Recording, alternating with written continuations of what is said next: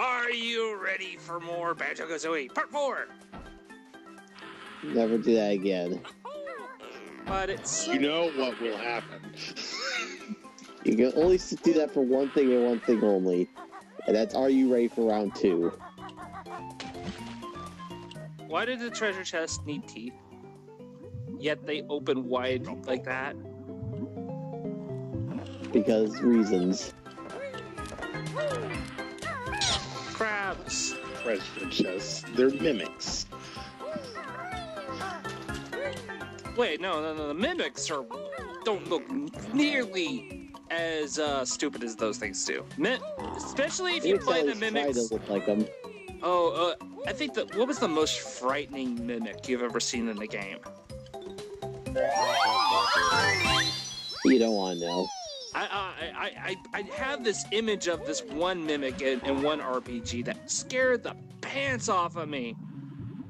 It had one eye and it had flexing muscles. There's mimic cuties. Those are frightening for different reasons. Yeah, I'm more distracted by the mimics of Sword of Hope.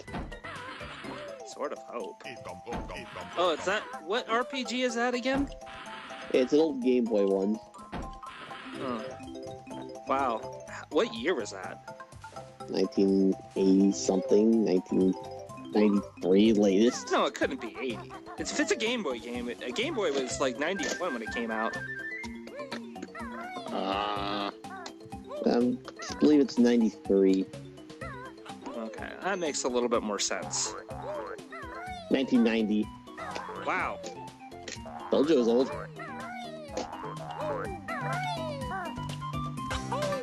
Jiggy! Are you ready for more?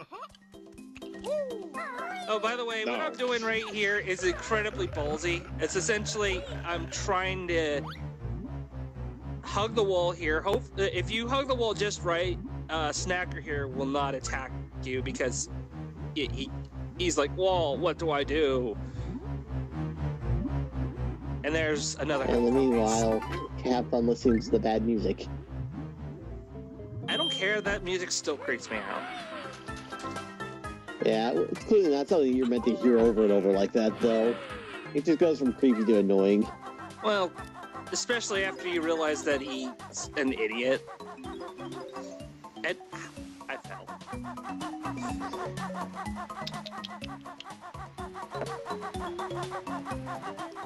You had one job, to walk over a small precipice. You couldn't even do that, right? Yeah, I know. But it's... Honestly, that's not the worst offense. You mean you do something even dumber? That's kind of hard to imagine. No, it's not. I would like to say I did the rest of this game perfectly and flawlessly, but I yelled liar, liar, pants on fire. I can't believe I said that. You made me say it. Like I said, even we wouldn't fall for that.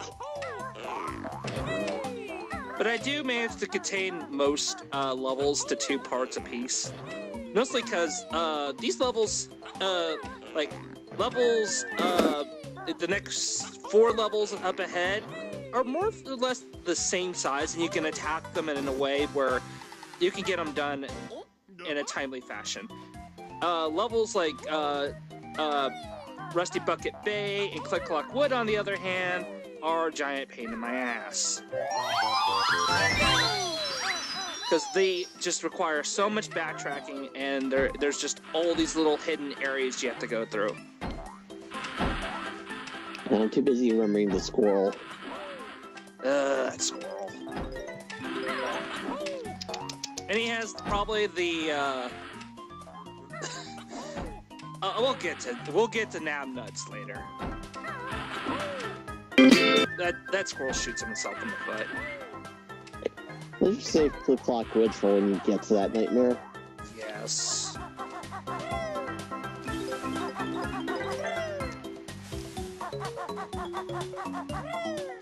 So has any of you guys actually tried the Game Boy Advance version Banjo Kazooie games? There was 2 that was released. Yeah, a bad racing game and, well, Banjo Kazooie platformer. Yeah. Honestly, they're not. The bad racing game is bad, but Banjo Kazooie Grunty's Revenge isn't a bad game. It's just a not very good one. Yeah. Oh, so it's like everything I own. Well, essentially what they tried to do was take the formula that was Banjo Kazooie and make it kind of like an isometric platformer. Similar to how like that work for Sonic. Or no. Think less Sonic and more. Have you ever seen the Spyro games that came out on the Game Boy Advance that were? It was a lot like that. I tried one of those. I've never played something so bad before. Honestly, I didn't think they were that bad, and clearly the problem was they found a formula that worked, and then they patented it, and then they sold it over again. It literally, if you played one Spyro game on the Game Boy Advance, you played them all. They all look the same. Yep. I'm glad to know I don't have to play the other ones. Any of those. Yeah, at least you gotta give credit to, like, say, the Crash Bandicoot games on the Game Boy Advance. They at least tried to take what was Crash Bandicoot on the PlayStation and make it portable. And I think it did it that well. Go away, Snacker. Nobody likes you.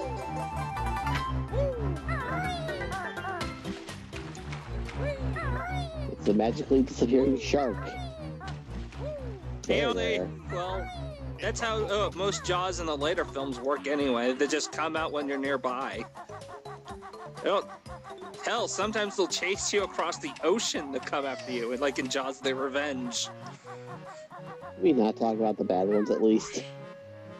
Literally, the shark hunts Brody's down. That's the movie. Ow! No! Go shark, go shark. You failed, shark. You're supposed to bite him at least once. Alright, let's try this again with less fail. Let's try being awesome. No. Oh well.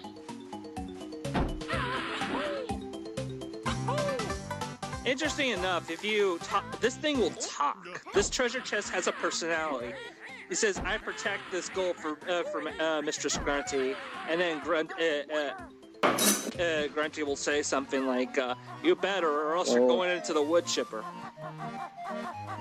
I don't think we got that line, but we did get the rest of it. No, it's because I didn't talk to it.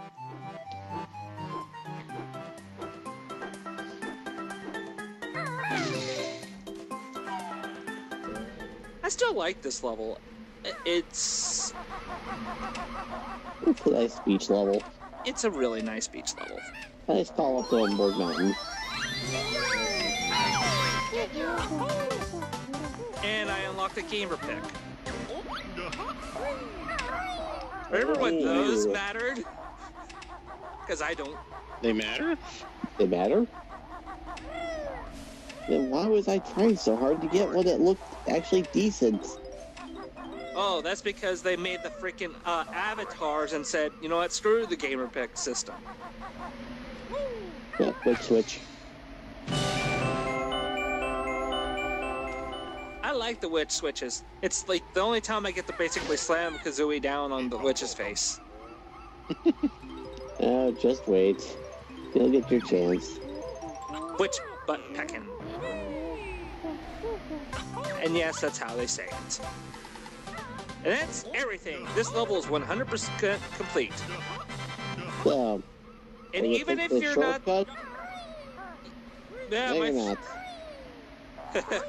I take my shortcut, which is where I show off an extra life. Extra lives are good.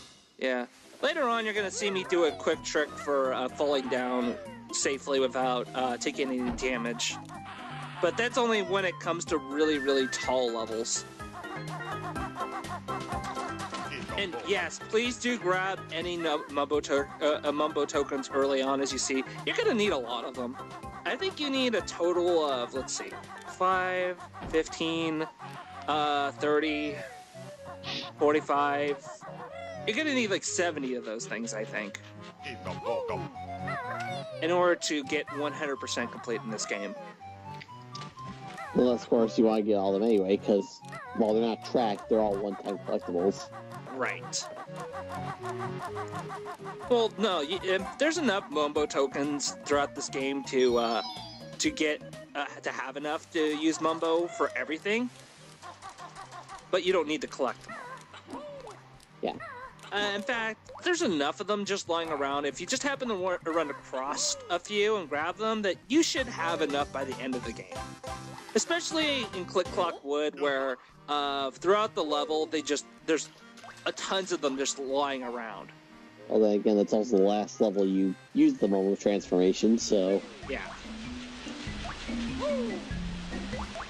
Wait, where to next? We're going to go Clinker's Cavern next.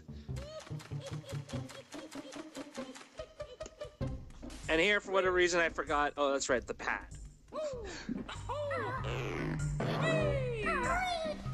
Alrighty. Yeah, and this is where the game tells you, hey, you know, rather than putting them all at once, just hit one button, they all go in. Thank you. I would have loved to have that right from the get-go. Oh, you didn't really need it for the first puzzle. Yeah. Well, that's it for this part, guys. See you next part.